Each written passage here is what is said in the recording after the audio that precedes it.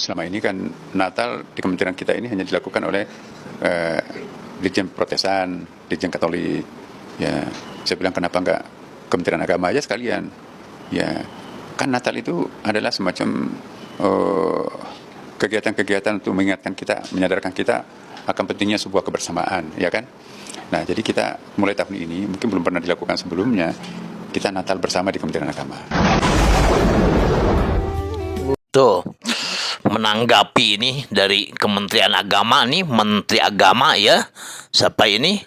Najarudin ya, katanya nih Natal akan diadakan di Kementerian Agama. Umat Islam diajak untuk merayakan Natal. Sorry ye, gua umat Islam nggak ada kata mengucapkan Natal, itu akidah masalahnya. Lu gimana sih ya, orang Islam nggak paham dengan agama, ini bahaya kalau masalah akidah. Akidah itu jangan dipertaruhkan. Boleh kita toleransi dengan agama lain. Saya pun ya toleransi tetaplah ya kerukunan beragama. Tapi kalau masalah menyangkut merayakan, mengucapkan juga itu dalam akidah kita itu tidak diperbolehkan ya, untuk mengucapkan selamat itu ya kepada kaum bukan non muslim ini ya, tidak diperbolehkan. Jadi itu masalahnya itu akidah, jangan diadukan ya masalah akidah ini ya. Itu harus paham ini untuk Menteri Agama, jangan memaksakanlah kehendak kaum muslimin yang sudah paham ini beragama. Berarti ya saudara, ini Menteri Agama itu belum paham tentang agama. Ya, akidah itu jangan diadukan lah kalau masalah akidah ini. Hati kita bahaya ya. Bahaya ini menyekutukan Allah Subhanahu wa taala ya. Coba kita simak ini ya dari seorang ya Ustadz Khalid Basalamah juga ini dengan tegas beliau marah kalau masalah akidah ini tidak boleh sembarangan. Bahkan ini akidah ini harus benar-benar ini paham. Orang yang tidak paham agama secara keseluruhan ini seperti inilah jadinya. Coba kita simak nih ya Ustadz Khalid Basalamah. Beliau sangat paham ini tentang akidah, gimana ya namanya toleransi yang benar-benar itu toleransi. Simak. Orang ini tidak punya ilmu agama dan imannya masih sangat tipis. Nggak bisa saudaraku mengucapkan selamat Natal kepada orang Nasrani sama mengatakan selamat Allah punya anak. Bagaimana bisa Anda berani ya, mengatakan Allah punya anak? Itu kalimat yang sangat berat, jangan gitu. Tidak boleh. Allah Subhanahu wa taala itu la syarikalah, tidak ada sekutu baginya. Lam yalid wa lam yulad, tidak beranak dan tidak diperanakan. Dan Allah SWT telah mengkafirkan orang-orang Nasrani dalam surah Al-Maidah. A'udzubillahi minasyaitonirrajim. Laqad kafara alladziina qalu innallaha thalithu tsalatsa. Allah telah kafir orang-orang Nasrani yang mengatakan trinitas. Enggak boleh. Ucapin selamat berarti selamat atas keyakinan kalian yang Allah sudah cap mereka kafir dengan itu. Bagaimana bisa dikatakan untuk menjaga hubungan dengan mereka? Kalau Anda menjaga hubungan dengan orang non-muslim, orang Nasrani dengan berteman, bertetangga, partner bisnis, kan gitu. Orang tua kita yang kafir, kita silaturahim, tetap berbakti padanya. Kerabat-kerabat yang masih non-muslim, kita silaturahim, jenguk kalau sakit, membantu orang miskin mereka. Boleh saja. Tidak ada yang larang dalam Islam itu. Tapi jangan sama sekali berhubungan dengan masalah keyakinan dan ibadah mereka. Nggak boleh memang dalam masalah ibadah. Allah mengatakan, ini tadi subhanallah saya pikir antum sudah tahu nih. Ya, makanya saya ulangi lagi sebab turunnya surah Al-Kafirun. Al-Mughirah telah datang kepada Nabi SAW mengatakan, wahai Muhammad, Mekah kita bagi dua saja. Sehari buat kamu, sehari buat kami. Kata Nabi SAW, saya belum faham, coba jelaskan lagi. Kata dia, sehari Muhammad, kau dukung ibadah kami. Kau ucapkan selamat buat kami. Kau ikutin ajaran-ajaran agama kami. Sehari lagi besok kami ikutin agamamu, kami ucapkan selamat untukmu. Kami dukung ibadahmu. Apa jawaban Nabi SAW? Sehari-sehari. Biar adil.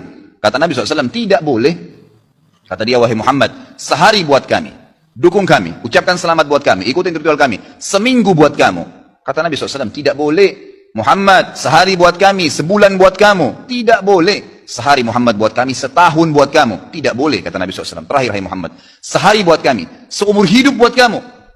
Sehari kamu ikutin kami, dukung ritual kami, selamat buat kami. Kalau pakai akal sehat, kalau pakai akal manusia, bukan akal sehat, akal manusia saja secara biasa, kan gitu. Kita pikir, oh lebih baik sehari kita ikutin orang kafir, dukung saja, ucapin selamat sama dia, selesai. Seumur hidup akan masuk Islam. Apa jawaban Nabi SAW? Tidak boleh. Lalu Jibril AS datang pada saat itu langsung membawa surah Al-Kafirun. A'udzubillahi minasyaitonirrajim. Qul ya ayyuhal kafirun. Katakan kepada orang-orang kafir. Orang kafir ini semua yang tidak syahadat, yang tidak mengatakan asyhadu an la ilaha illallah wa anna Muhammad Rasulullah, kafir. Jelas kafir, dan itu Allah yang mencap mereka kafir, gitu kan? Kafir artinya tidak beriman kepada Allah Subhanahu wa taala. Orang Nasrani aja mengkafirkan Yahudi kok. Itu. Yahudi mengkafirkan Nasrani, mengkafirkan Muslim. Kenapa orang Muslim tidak bisa mengkafirkan? Karena sementara kita jelas-jelas meyakini kenabian Musa, meyakini kenabian Isa alaihissalam. Gitu kan? Mereka yang memungkiri Nabi Muhammad SAW, Nabi terakhir, berarti tidak beriman sempurna kepada Allah Subhanahu wa taala. Dan sudah banyak ayat Al-Quran menjelaskan masalah itu. Gitu kan? Kata Allah SWT, ya, "Qul ya ayyuhal kafirun, la a'budu ma ta'budun." Semua Yahudi, Nasrani, Majusi, penyembah api, penyembah gunung, penyembah pohon, penyembah apa saja, semua selain yang tidak syahadat ini, saya tidak ikut-ikutan acara ritual kalian, tidak akan ucapin selamat buat kalian, tidak akan pakai atribut-atribut kalian, dan kalian juga tidak usah repot-repot ikutin agama saya, nggak usah. Kita nggak butuh Nasrani. Saya tanya, pada saat sholat Idul Fitri, ada orang Nasrani ikut-ikutan? Idul Adha, gitu kan? Mereka berurus dengan agamanya sendiri. Kenapa orang Muslim pusing dengan acara ritualnya orang lain? Diulangi lagi. Ya, setelah dikatakan kalian tidak usah ikut-ikutan, saya tidak usah ikut-ikutan juga, diulangi lagi. Wala antum abidun ma'bud, wala na'abidun ma'abadtum, wala antum abidun, 2 kali diulangi. Dan saya tidak akan ikut-ikutan, kalian juga tidak ikut-ikutan, terus gitu. Terakhir dikatakan oleh Allah, lakum dinukum waliyadin. Kalian punya agama, saya juga punya agama. Titik, selesai. Gitu kan? Emang sudah begitu. Kalau Anda bilang, oh itu cuma kata-kata, nggak masalah. Kata-kata bisa membuat Anda murtad, saudaraku, bisa masuk neraka. Gitu kan? Sadarkah Anda dengan satu kalimat, Anda kalau mengatakan satu kalimat sekarang, semenit kemudian kalau Anda yakin dalam hati bisa masuk neraka kalau meninggal, kalau Anda mengatakan saya murtad, memang dari hati mau keluar dari Islam, semenit kemudian dicabut ruhnya oleh malaikat maut, masuk neraka. Kalimat, kata-kata. Bahaya tuh. Gitu kan? Mungkin teman-teman juga sudah tahu yang dialog antara Muslim sama Nasrani di Amerika. Si Nasrani mengatakan, kenapa kau tidak ucapkan kalimat Natal, selamat Natal buat saya? Kata si Muslim, ya kata si Nasrani, itu kan cuma kata-kata. Kata si Muslim, kenapa, apa kau sudah syahadat? Si Nasrani bilang, enggak. Kenapa kau enggak syahadat? Dia bilang, kalau saya syahadat, saya tinggalin agama saya. Kata si Muslim, itu kan juga cuma kata-kata. Sama, gitu kan? Jadi enggak boleh. Tapi hal-hal yang ditoleransikan dalam agama, silahkan. Tadi saya bilang berteman, bertetangga, silahkan. Tapi jangan dukung masalah ibadahnya. Enggak boleh. Sampai pernah ditanya kepada Syekh bin Baz, apa hukumnya? Orang-orang, mohon maaf ini teman-teman kita, semoga Allah berikan hidayah yang belum tahu.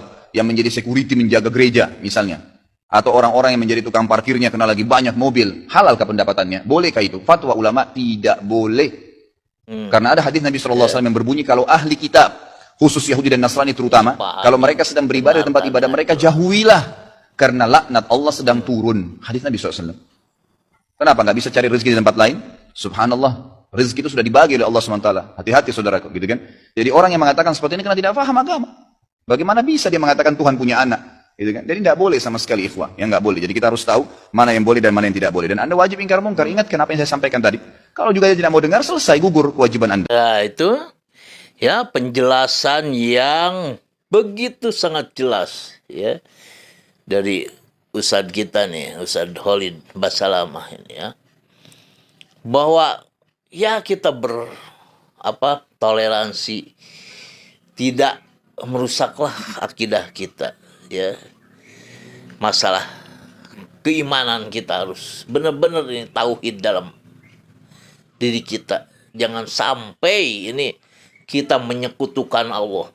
Ini yang berbahaya ini ya kalau sampai demikian.